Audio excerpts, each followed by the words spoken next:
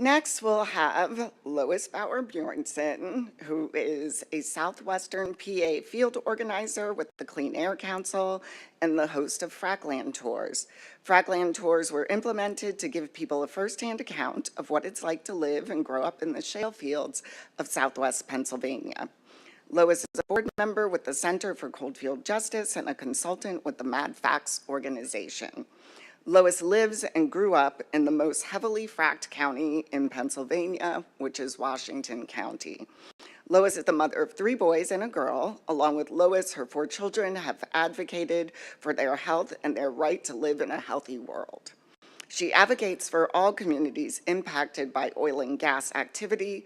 Lois collected stories of impacted residents to help with that advocacy. Lois has testified in Harrisburg and Washington, D.C. to advocate for her family and Pennsylvanians' right to breathe clean air, have safe water, and live in safe, healthy communities. Thank you, Lois.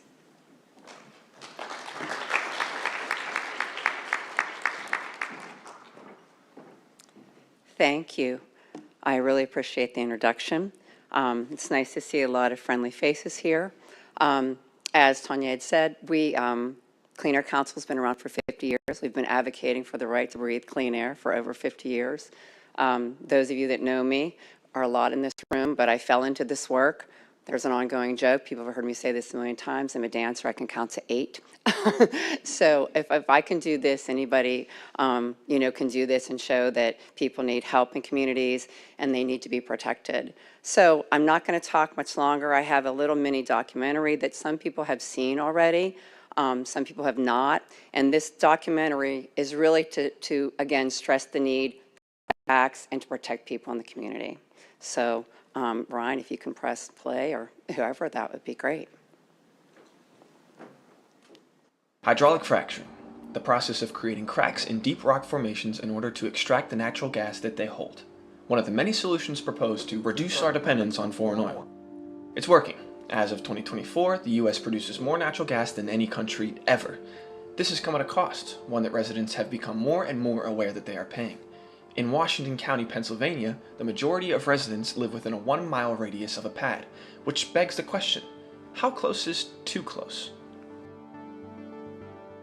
This can be a very hard question to answer. Fracking is an extremely controversial topic, and much of the publicly available information on it is either biased or incorrect. Searching for something more authentic, we decided to visit residents of Washington County and ask them what they thought. Range was doing the vertical drilling. Our house would shake and vibrate. I would have a glass of water on the counter and you could watch the movement of it. I couldn't sleep at night. The noises were so loud. I mean, this is our home, and we felt like we were prisoners in our own home. We dealt with water trucks, major sand cans, traffic going 60 miles an hour right in front of the house. A house built in 1877 rattled our house.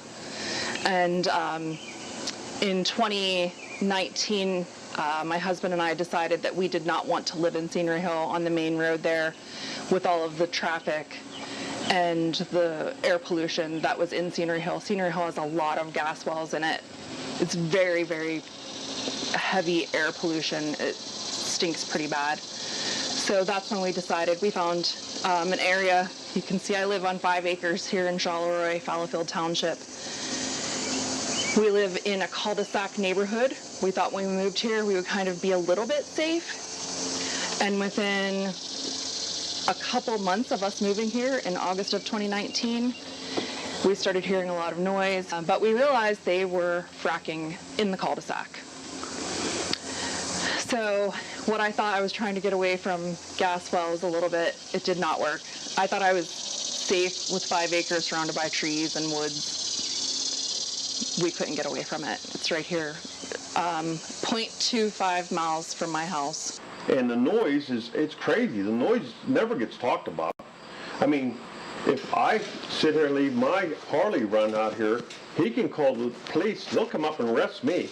But I can listen to over 100 decibels 24/7, which we've already recorded, usually in the 70s, and nothing can be done.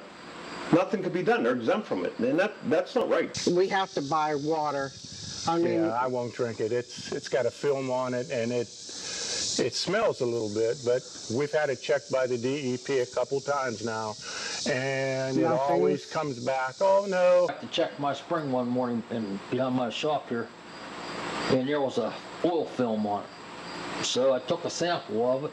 I called EQT. They sent somebody out right away. Well, DEP came first. Instead of them taking the sample out of my spring, they took the sample out of my water tank, which made no sense at all. You know, they could have came and scraped that off like I did and put it in a jar.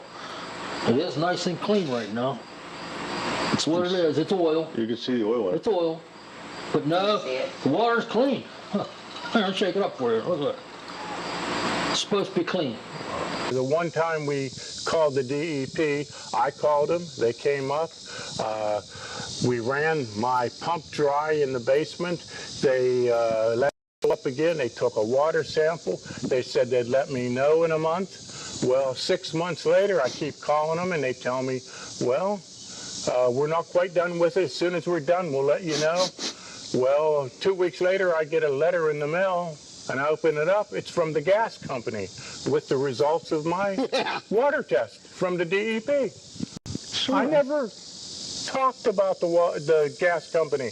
I just wanted my water checked. And so I don't even know how they got involved, but they did. And of course it came back, oh, it's not bad. And then do they build these things? Oh, yeah, you're going to have jobs. Wait, there are no jobs. No. These are all robotic. Yeah, the compressor station has 0 people working at it. A functioning well pad has no employees. There are no jobs with this stuff. Yeah, once they're built. Once they're built. And the only jobs that are left are things like cleaning out the radioactive sludge from the pipelines and the brine trucks. And well, that's a deathly job. I know right here, there's a hill with a gas well on it, and I would see like a flickering light in the middle of the night, or just like a red light. Or I'd see flames, and I'd be so confused on what it was. And I was like, what is that thing doing in my backyard? Why does it have fire? Why is it a red light? Why is it a white light? Why is it blinking?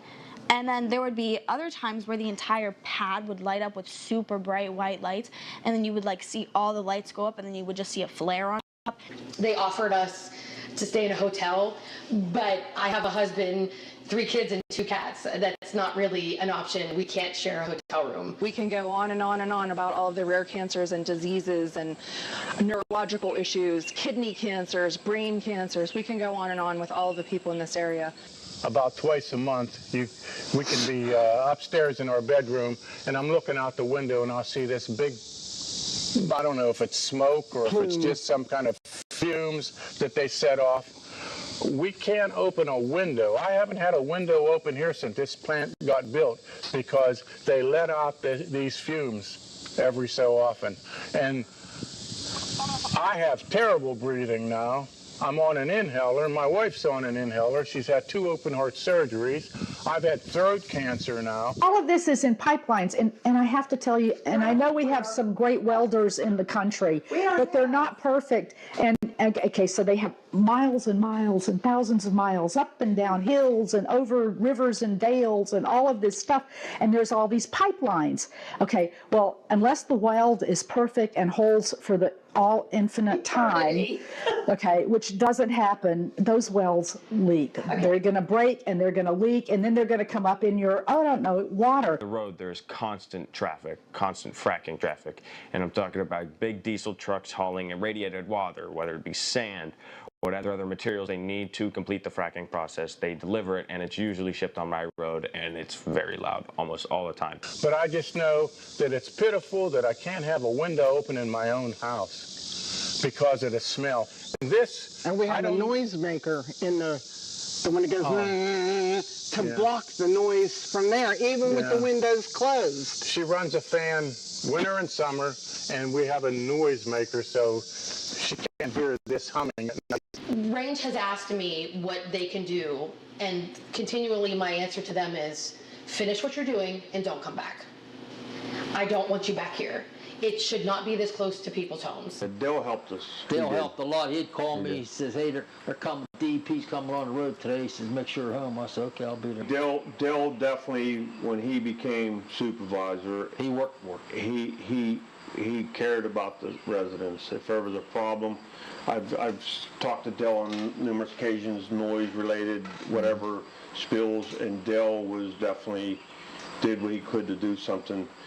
And I can't say that about any of the other supervisors.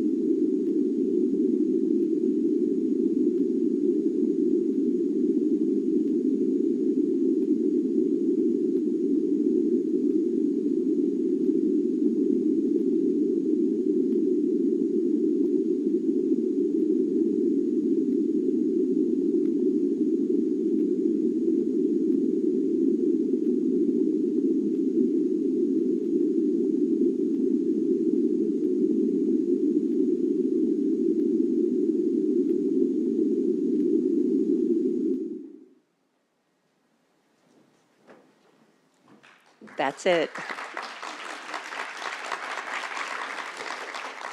I just wanted to say that all of those sites that you saw, with the exception of Michelle's, that's about 20 minutes from my house, are all either around my house or within a 5 to 10 mile radius. So, thank you.